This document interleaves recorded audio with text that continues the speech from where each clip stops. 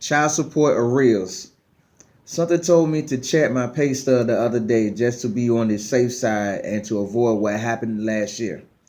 I checked my email pay stub. Child support took $2 out of my check with no explanation. I couldn't figure out why. I am in Amscott every Friday after work paying my child support instead of my job paying my child support. That made me look more responsible for paying my own child support. I went to People Ready the next morning and asked the morning dispatcher to look into it. She told me I was court ordered to pay $10 a week for child support that end on the 15th of September.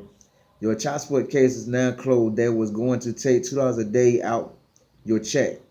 She told me that was a one-time thing, but but email but email pay stub proved that wrong.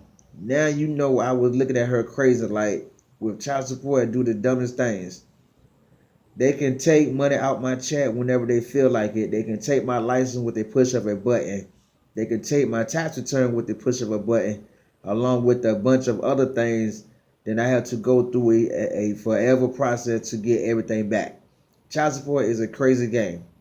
After talking to my dispatcher and knowing how much she lied, I still went on and called child support customer service to see what they had to say. They told me my child support case is closed. Now the arrears is owed. I agreed to pay $10 a week years ago towards the arrears. That is what I owed until the balance reached zero. I told the customer service lady I was told the back pay could not be enforced. That also means I can lose my license, tax return, and freeze on my bank account for not paying on my back pay. I couldn't be mad with that. I'd rather pay $40 a month than pay $340 a month for one child. I still gain $300 a month with having to pay $40 a month. I will continue to pay them $40 monthly until I can afford to pay the back balance off, or I can continue to pay the $40 monthly until I die. Then I have to take a trip to the courthouse to get printout of my case from 2002 until present. That also costs $1 per page. She also told me the judge gave my baby mama back pay from the day our child was born until the day we went to court. I still need to figure out how I am 21 grand behind. That means I paid no child support in the last 6 years. She tried to tell me Florida don't charge interest on back pay of child support. I don't believe that. That is the only explanation I can figure out for me being 21,000 behind, paying $40 a month faithfully for years. Something not adding up. I plan to get to the bottom of this. This is a win for me. I am happy all the rumors I heard about the reels are not true. Now I can afford to move up in the world without a dozen sacrifices like I've been having to make since 2002.